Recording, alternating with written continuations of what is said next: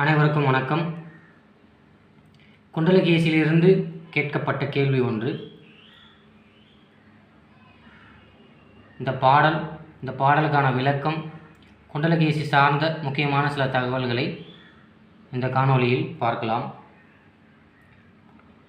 காமுறும் இளமை செத்தும் நாளும் நாள் சாகின்றோமால் நமக்கு நாம் அழாதது என்னே என்ற பாடல் வரிகள் இடம்பெற்றுள்ள நூல் குண்டலகேசி. சரியா, அந்த பாடல் பார்க்கலாமா? பாடல் பாருங்க. பாலையாம் தன்மை செத்தும் பாலனாம் தன்மை செத்தும் காலையாம் தன்மை செத்தும் காமுறும் இளமை செத்தும் நாளும் நாள் சாகின்றோமால் நமக்கு நாம் அழாதது என்னே. நாதகுத்தனார், குண்டலகேசியின் ஆசிரியர் நாதகுத்தனார் இல்லையா? ஸோ என்ன சொல்ல வர்றாருன்னா, நம்ம தாயின் வயிற்றில் இருந்த பருவம் செத்து போய் குழந்தையாக இப்போ இருந்த பருவம் இறந்து பாலகனாக இருந்த பருவம் இறந்து இளமையான பருவம் இழந்து, ஓகேவா? இந்த மாதிரி நாளும் நாம் செத்து கொண்டு தான் இருக்கிறோம். அப்படி இருக்கும்போது திடீர்னு ஒரு நாள் செத்து போனதுக்கப்புறம் ஏன் அழுவணும் அப்படின்னு கேட்குறார். சரியா? நாளும் நாள் சாகின்றோமால் நமக்கு நாம் அழாதது என்ன?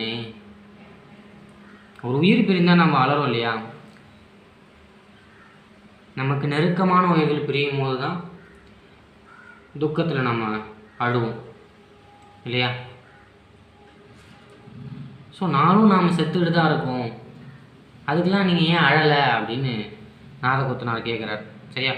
குழந்தை பருவம் செத்து போணுச்சு, பாலகனாக இருந்த பருவம் போயிடுச்சு, ஸ்கூல் படித்த காலம் போயிடுச்சு, காலேஜ் படித்த காலம் போயிடுச்சு, இளமை போயிடுச்சு, இதுக்கெல்லாம் ஏன் அழுவாமல் இருக்கும், ஏன் அழலை அப்படின்னு கேட்குறார்.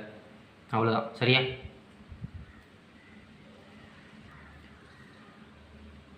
ஸோ குண்டலகேசியின் தலைவி பத்தரை. சரியா? 2019 கேட்கப்பட்ட கேள்வி, குண்டலகேசியின் கதை தலைவி யாருன்னு சொல்லிட்டு, குரூப் 4. சரியா? ஆசிரியர் நாதகுத்தனார், 9ஆம் நூற்றாண்டைச் சேர்ந்தவர். பாவகை விருத்தம் சொல்கிறாங்க. சரியா? விருத்தம் என்னும் பாவகையைச் சேர்ந்தது. வேறு பெயர்கள் பார்த்தா அகலகவி, குண்டலகேசி விருத்தம் அப்படின்னு 2 வேறு பெயர்கள் குண்டலகேசிக்கு இருக்குது. குண்டலகேசியில் 224 பாடல்கள் இருக்கிறது. அதில் 19 பாடல் தான் கிடைச்சிருக்கு. சரியா? தலைவன் கல்லன் என்னும் பெயரை கொண்டவன். சரியா? குண்டலகேசி கதை என்னன்னு பார்த்தீங்கன்னா, ஒரு அமைச்சரின் மகள் ஒரு கல்வனை மணந்து கொள்கிறார். திருமணம் காதலிச்சு கல்யாணம் பண்ணிக்கிறார். சரியா? பத்தரை கலன் என்னும் கல்வனை கல்யாணம் பண்ணிக்கிறாங்க. கல்யாணம் பண்ணிட்டு நல்லா சந்தோஷமாக தான் இருக்காங்க. இடையில ஏதோ ஒரு சின்ன பிரச்சனையின் காரணமாக பத்தரை கல்லனை பார்த்து நீ ஒரு திருட்டு பயதானே அப்படின்னு கேட்டுடுறாங்க. ஸோ அதில் கல்லன் கோபப்பட்டு பத்தரையை கொல்லணும்னு நினைக்கிறான். கொல்லணும்னு நினச்சி அவளை மலை உச்சிக்கு கூட்டிகிட்டு போகிறான்.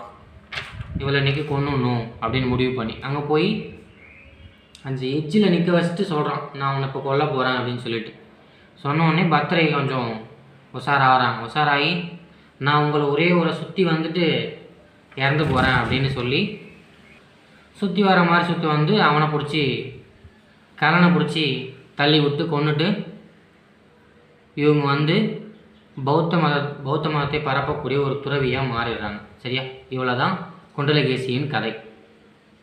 ஓகேவா? இதில் முக்கியமானது பார்த்தோம்னா, கதை தலைவி பத்தரை, ஆசிரியர் நாதகுத்தனார், 9ஆம் நூற்றாண்டைச் சேர்ந்தவர். 224 பாடல்கள், 19 தான் கிடைச்சிருக்கு. சரியா? ஸோ அந்த பாடல் வரி கொஞ்சம் முக்கியமானதாக கருதப்படுது, அதை பார்த்து வச்சுக்கோங்க. இதில் முக்கியமாக இன்னொரு தகவல் என்னென்னா, ஸோ இந்த குண்டலகேசியினுடைய கதையை வைத்து நம்ம கலைஞர் மந்திரி குமாரி அப்படின்னு ஒரு படத்தையே எடுத்திருக்காரு. சரியா? மந்திரி குமாரி அப்படின்ற படம் குண்டலகேசியின் கதையை மையமாக கொண்டு எடுக்கப்பட்ட கதை தான். சரியா? அந்த படத்தை இயற்றியவர் யாருன்னு கேட்டால் மு. கருணாநிதி அவர்கள். சரியா? தமிழகத்தின் முன்னாள் முதல்வர். அவ்வளோதான். நெக்ஸ்ட் கிளாஸில் பார்க்கலாம். நன்றி. வீடியோ பிடிச்சிருந்தால் லைக் பண்ணுங்கள், ஷேர் பண்ணுங்கள், கமெண்ட் பண்ணுங்கள், முக்கியமாக சப்ஸ்கிரைப் பண்ணுங்கள்.